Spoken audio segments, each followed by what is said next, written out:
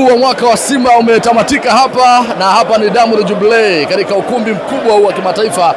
Yuko mwamba aliyetikisa hapa, mwanachama kindakindaki, lakini sio tu mwanachama, huyu ndio Simba mwenyewe, Hassan Hassano. Bwana, hongera sana kwa kuwepo leo na pia kuona namna ambavyo mkutano umekwenda vizuri. Yale yote ambayo ulikuwa ukiyazungumza yamefanywa marekebisho na tumeyasikia hapa. Kwanza nikusalimie mzee wangu, heshima yako. Asante sana, kushukuru.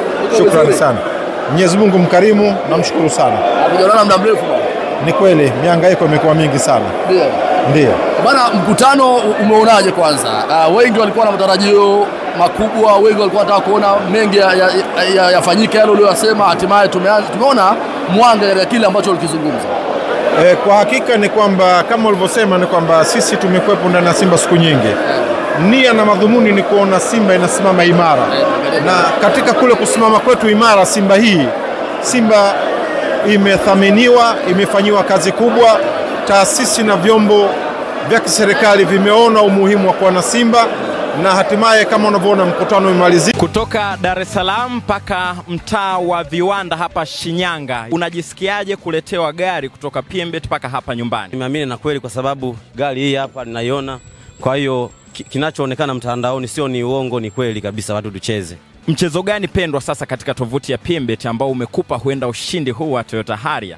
Nacheza sana Viator. Wewe pia unaweza kuwa mshindi kupitia michezo ya kasino ya mtandao ya PMbet. Tovuti ni pmbet.co.tz. Hakika ni kwamba kama ulivyosema ni kwamba sisi tumekuwepo ndani ya Simba siku nyingi. Nia na madhumuni ni kuona Simba inasimama imara. Na katika kule kusimama kwetu imara, Simba imethaminiwa, imefanyiwa kazi kubwa. Taasisi na vyombo vya kiserikali vimeona umuhimu wa kuwa na Simba, na hatimaye kama unavyoona mkutano umemalizika. Lakini kwenye mkutano kuna maneno mawili matatu huwa hayaishi, lakini kwa ujumla dhamira yote ya kuhakikisha kwamba Simba inafanya transformation inafika mwisho, hili limezingatiwa na limefika mwisho. Na kikubwa ni kwamba watu wengi walikuwa kitafsiri tofauti, tafsiri ambazo hazikuwa ziko sahihi. Maneno yangu mengi ambayo nilikuwa nimeyazungumza ilikuwa ni juu ya kuweka mfumo uliokuwa mzuri ili transformation iweze kufika mwisho, ambayo ilianza mwaka 2017 hadi kufikia siku hii ya leo. Yote ambayo tulikuwa yanatukwamisha yamezingatiwa, yameingizwa katika katiba, na sasa tunakwenda kuhitimisha huu mchakato kwa ajili ya maslahi ya klabu, lakini pia maslahi ya mwekezaji. Mwekezaji sasa atatambulika rasmi kwamba ni mwekezaji wa klabu ya Simba. Hakuna mtu alikuwa anamkataa. Lilikuwa ni suala la mfumo na utaratibu juu ya sheria zinazokinzana, kwa sababu yako ambayo sisi tunayapendekeza kwa hisia na fikra zetu, lakini pia yako ambayo bodi na uongozi ilikuwa inayaona, na mengine serikali ilikuwa ikiyatazama. Sasa kwa ujumla yote yale yamezingatiwa na yameingizwa katika sehemu moja na kutupa matokeo chanya ambayo hivi leo tunayaona. Mkutano umemalizika kwa salama, hoja zimekwenda kwa salama, na yote yaliyopendekezwa kutoka kwa wanachama, kutoka kwenye uongozi, kutoka kwenye bodi, kutoka serikalini, pamoja na mwekezaji mwenyewe, wote wameimarishwa, na sasa wanakuwa kitu kimoja kwenda kuanzisha mfumo uliokuwa umekamilika, pamoja na kwenda kufanya tathmini ambayo tulizungumza. Yako ambayo nilizungumza siku zile yaondolewe, yameondolewa. Makampuni ambayo yalikuwa yamekuwa mengi, yamejazana, hayana nafasi. Lakini pia yapo ambayo niliyazungumzia juu ya Simba yenyewe, yamerekebishwa na yamefanyiwa kazi kwa ujumla. Mimi nishukuru kwamba viongozi wamekuwa wasikivu, serikali yetu imekuwa sikivu, na wanachama pia wameuiva. Sawa. Hassan, katika moja ya vitu ambavyo vilizungumzwa na hata wewe ukinukuliwa na hata BMT kwenye taarifa yao ni kwamba mwenyekiti wa klabu ambaye ndo anamiliki hisa 51% ndo anapaswa kuwa mwenyekiti wa bodi ya wakurugenzi. Haiwezekani mwenyekiti wa bodi awepo kwenye hisa zile 49, yeye ana hisa chache. Hii ikoje? Na pengine watu walikuwa wanataka kufafanuzi kwamba mwenyekiti wa klabu ndo awe mwenyekiti top. Kwa hakika hili ndio jambo kubwa la msingi, kwa sababu katika uwekezaji anaweza kuwepo mtu mmoja au wawili au watatu. Je, hawa wote wawe ndio wenye viti? Itakuwa sio rahisi. Kwa hivyo lazima mtu ambaye ana maslahi makubwa ameshikilia dhamana. Watu wengi wanatafsiri mwenyekiti ni jina. Mwenyekiti sio jina, ni taasisi, kwamba taasisi ya klabu ndio yenyewe itasimamia masuala yote ya wanachama na haki zote za mali za klabu ya Simba. Hili ndio jambo kubwa na limepita. Na kuhusiana wawekezaji watatu wawepo ili Simba iweze kuwa imara, unadhani hili litaenda kufanikiwa? Kwa sababu ni muda mrefu kidogo ili swala lilistaki, na aliyokuwa anaweka pesa ni Mohamed Dewji, na wewe ulikuwa ukizungumza watu wanakunukuu kwamba uko against na Mohamed Dewji. Hapana, mimi sikuwa against Mohamed. Watu, usikilizaji ulikuwa ni mdogo. Mimi nilikuwa nazungumzia kukamilishwa kwa transformation, na nilizungumzia suala la kwamba mkataba wa awali ambao ulifanyika ulikuwa umeondolewa au umekufa rasmi mwaka 2020, kitu ambacho ni sahihi. Kwa hivyo wakiendesha mikutano na taratibu nyingine, sijui niseme kwa utaratibu upi, lakini leo hili limekuwa sasa ndo njia sahihi na bora, limefika mwisho. Yeye anajua haki za kwake, wanachama wanajua haki za kwao, uongozi na serikali haya imeyashuhudia. Serikali ina nia njema sana ya kufika mwisho. Kwa hiyo tumefika mwisho kwa salama na amani. Tunakwenda sasa kuanza mchakato mpya wa kuona Simba imara, Simba ambayo itakwenda kuchukua makombe, Simba ambayo itakwenda maendeleo na mafanikio yote. Sana kwenye upande wa budget, wakati budget inatajwa nilikuona ulitoa karatasi na peni ukao na noti budget ya msimu uliopita na budget mpya. Kipi kimekuvutia zaidi ama kipi kiboresho kwenye budget mpya tofauti na budget ya msimu uliopita? Mimi kubwa ambalo nimeliona, kumekuwepo na ulipaji wa uvunjaji wa mikataba. Limekuwa lina mambo mengi sana ambayo gharama yake imekuwa ni kubwa sana, inayogharimu klabu, pamoja na uvunjaji wa mikataba ya makocha na makampuni mengine, kama vile ambavyo sisi tumeweza kumshtaki Mbet kwa kuvunja mkataba na kumdai fidia zaidi ya bilioni 1.1. Hali kadhalika na hao ambao tunawavunjia mikataba sisi, wao pia wana haki ya kwenda kutudai. Kwa hivyo ni uombe uongozi katika hilo, tuepushe hasara hii kwa kuleta wachezaji na benchi ambalo liko bora na lenye sifa zote ambazo linakidhi vigezo vinavyotakiwa kisheria na kitaratibu. Kwa hivyo ili kuepukana na haya mengine ambayo nimeona, ni ofisi ambayo iko chini ya CEO ihakikishe kwamba tunaondoa nakisi tegemezi, kwa maana ya ile bajeti mapungufu ya kwake. Namna gani yataimarishwa? Ni kutafuta wawekezaji pamoja na kutafuta sponsorship ambayo mpya na kubwa itakaoongeza hii nakisi kuondoka. Hili ndio jambo kubwa sana ambalo naliona, na sasa hivi kwa uimara huu na haya ambayo yamepitishwa, wawekezaji pamoja na wadhamini wengi tutawapata. Sawa, na tumeona moja ya hoja iliyoibuliwa na Mzee Sheweji kwamba jengo la Simba pale Kariakoo pale liboreshwe liweze kuingiza kipato kikubwa zaidi kwenye klabu ya Simba, liwe la ghorofa kubwa za kutosha pale, lakini pia uwanja uweze kuidhinishwa kuwa uwanja wa mpira wa miguu. Mmekuwa mkitegemea zaidi pesa kwa watu na kwa wawekezaji na kwa wadhamini, lakini Simba ina vyanzo vingi vya mapato lakini bado hamyafanyi kazi. Nakubaliana nalo kabisa 100% kwamba uwanja wa Simba Mo Arena ni moja kati ya vitega uchumi. Likiimarishwa vizuri eneo lile, likawa linachezeka michezo pamoja na matukio mbalimbali, litaingiza fedha nyingi sana.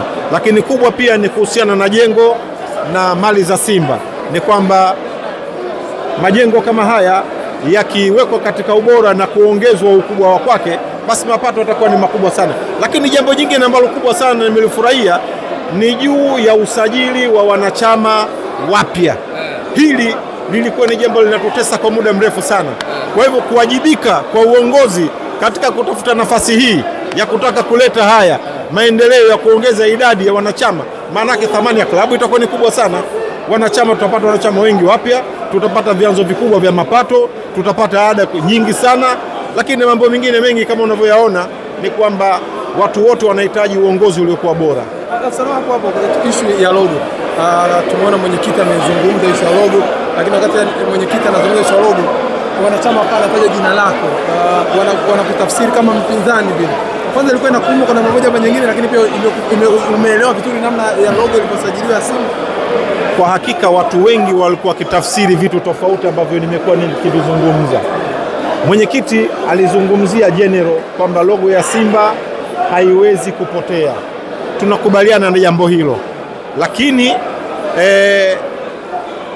mjumbe wa kamati ya katiba ameweka wazi kabisa kwamba pale logo ya klabu ya Simba imehuishwa pamoja na jina la kwake, na hili ndio ambalo nilikuwa nikilizungumza kwamba vitu hivi vya msingi ambavyo ndio alama ya klabu lazima vizingatiwe.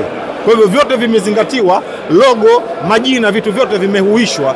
Haya hayakuwa maneno ya kwangu, yalikuwa ni maneno ya watafiti ambao wako ndani ya vyombo vya serikali, wameliona ili wametuamsha. Sawa, kwa ujumla Asano, umezungumza vizuri, lakini la mwisho kabisa tuondoke. Imeonekana ndani ya uongozi kama kuna A na B, wa huku wa kule, na Simba misimu minne wanakosa ubingwa mfululizo. Leo kuna mechi kubwa inachezwa, Simba hana pointi yoyote, anahitaji pointi 3. Viongozi wote wako hapa, wengi wanatafsiri kwamba hii mechi imeitupa, lakini kukosa ubingwa inaonekana ndani pia kuna mamluki. Juzi tunamsikiliza Magori anasema kuna watu ndani na walioko nje pia wana changamoto ya afya ya akili, hawapendi kuona watu wengine wanafanya kazi yao kwa amani na utulivu. Unadhani kuna mgawanyiko wote ndani ya Simba na pengine hii inapelekea kutokuona pia Simba ikifanikiwa? Unajua, tafsiri iko kubwa sana. Mwanadamu yoyote anapokuwa na hasira anaweza kuzungumza jambo lolote, mshanifahamu. Kwa hiyo inategemeana na mwanadamu yule amekuwa na ile subra au kuweza kujizuia kwa kiasi gani. Halikuwa jambo zuri na maneno mazuri, lakini kwa ujumla ni kwamba karibu viongozi au awamu za uongozi zilizopita nyingi, ziko zilizofanya vizuri na ziko zilizopoteza. Kwa hivyo wale waliopoteza hawakuwahi kutoa maneno ya aina yoyote kuwashutumu watu wengine. Kwa hivyo alikadhalika hata yeye hakuwa na sababu za kushutumu watu wote, na ndio maana alishindwa hata kutaja watu ambao wanaona au wanawahisi kwamba hakikuwa kitu kizuri. Kwa hivyo kwa ujumla tuseme kwamba Simba ni moja na itaendelea kuwa ni moja. Kila mmoja ana changamoto ya kuona mafanikio ya klabu ya Simba yanapatikana. Simba kuwepo leo nje na mkutano hapo unaendelea. Mkutano ni swala la kikatiba, lakini mechi ni swala la ratiba ambazo zinapangwa na watu wengine.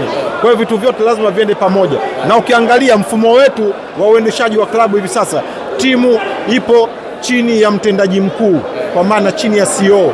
Yeye ndo anapanga, na ukitazama vile vile ni kwamba hata uongozi ambao umeongoza msafara uko uongozi mkubwa sana. Yuko mwenyekiti wa bodi na wajumbe wengine ambao wako takriban zaidi ya 4. Wapo viongozi wa serikali, technical na mambo mengine. Kwa hivyo haya yote haya ni mambo ambayo labda pengine mtu ukayaangalia katika engo nyingine, lakini Simba iko pamoja na mechi ya kule imesimamiwa na itasimamiwa na uhakika kwamba leo Mungu akijalia tutashinda kwa nguvu zote. Kwa hiyo ukiwa unaondoka Asano, aliwapiga Simba tafu na kuwafikisha hapa mlofika bila shaka ni Mohamed Dewji. Hakika kabisa. Na alivyoichukua Simba ilikuwa katika kipindi kigumu, Simba mabakuli, na walikosa ubingwa misimu 4 mfululizo, lakini aliwekeza pale, na mara baada ya hapo tukaona Simba akichukua ubingwa misimu 4 mfululizo, ndio akaenda pia kimataifa, akafanya makubwa pia, akafika hadi hatua finali msimu uliopita. Shabaha yake mara zote amekuwa akisema kwamba shabaha yake ni Simba kufika finali na kuchukua ubingwa wa Afrika, na tumekuwa tukiona akihuzunika, akiumia, akiona Simba ipate mafanikio. Katika eneo hili la uwekezaji, Mo mnamchukulia kama mwanachama na shabiki kindakindaki, na pengine kipaumbele chake ni kipi tofauti na hao wengine wanaoingia? Kwa hakika kwanza tuseme hao wengine wanaoingia hao, na kubwa ambalo mimi nimelikuwa nikizungumza siku zote, taratibu kuto kuzingatiwa na kufuatwa ndio mkomo mkubwa ambao umekuwa ukipatikana kwake yeye. Ili yale ambayo yeye ameyakusudia yaweze kukamilika, ni lazima mfumo huu ufike mwisho, lazima kanuni na sheria kamilishwe. Leo tumekamilisha na tumezingatia yale yote ambayo tulikuwa tukielekezwa. Naamini sasa hivi atakuwa na furaha kubwa, kwa sababu ni mmoja mtu ambaye ana mapenzi na amekuwa akisaidia. Umeona zile nakisi za bajeti alikuwa akizikidhi yeye, anaweka fedha ya kwake inakwenda kule, lakini tafsiri za watu zimekuwa nyingi sana katika mapokeo. Sisi mtu yoyote anatoa pesa kwake tunamthamini, kwa sababu ana majukumu mengi, ana mambo mengi, angeweza kupeleka pesa zile katika maeneo mengine, lakini anazileta ndani ya klabu yetu. Kwa hivyo ni mchango mkubwa kwake yeye. Sisi tunataka yeye aendelee kuwepo, lakini awepo kisheria na atambulike. Kuto kutambulika kwake kunamfanya yeye asiongeze nguvu zaidi, lakini pia kunarudisha nyuma watu wengine ambao watakuja kufanya sponsorship, watakuja kuwekeza. Utawekeza vipi katika misingi ambayo sheria bado haijawa iko sawa? Kwa hivyo kwa hili la leo watu wengi watakuja, kwa sababu tumezingatia maslahi ya watu wote. Na ile DP World ambalo Hasano limeibuka kwamba DP wanataka kuja hapa, ni kweli? Unajua maneno yanasemwa, kwenye maneno kusemwa hatuwezi kuyajua, lini litakuja, lakini yanazungumzwa. Sisi tunasema kwamba hatumkaribishi DP, tunataka tukaribishe watu wote ambao wana nia njema ya kuja kusaidiana na Simba kupeleka mbele gurudumu la kwake ili tupate mafanikio na maendeleo makubwa. Hii ndio dhamira ya Simba.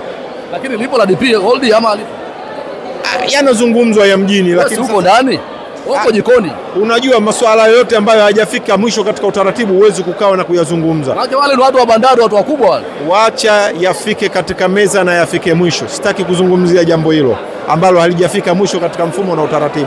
Sasa samahani kama nakurudisha nyuma, hivi nafsi yako baada ya kumaliza mkutano huu umeridhishwa? Na kila mmoja anaweza akatafsiri engo ya kwake, lakini ukiangalia engo ya tafsiri ya kisheria ni kwamba mchakato umefika mwisho na kila mmoja ameridhika, na hili ndio jambo kubwa. Kutoka Dar es Salaam mpaka mtaa wa Viwanda hapa Shinyanga, unajisikiaje kuletewa gari kutoka PMbet mpaka hapa nyumbani? Nimeamini na kweli, kwa sababu gari hii hapa ninaiona. Kwa hiyo kinachoonekana mtandaoni sio ni uongo, ni kweli kabisa, watu tucheze. Mchezo gani pendwa sasa katika tovuti ya PMbet ambao umekupa huenda ushindi huu wa Toyota Harrier? Na nacheza sana Viator. Wewe pia unaweza kuwa mshindi kupitia michezo ya kasino ya mtandao ya PMbet. Tovuti ni pmbet.co.tz.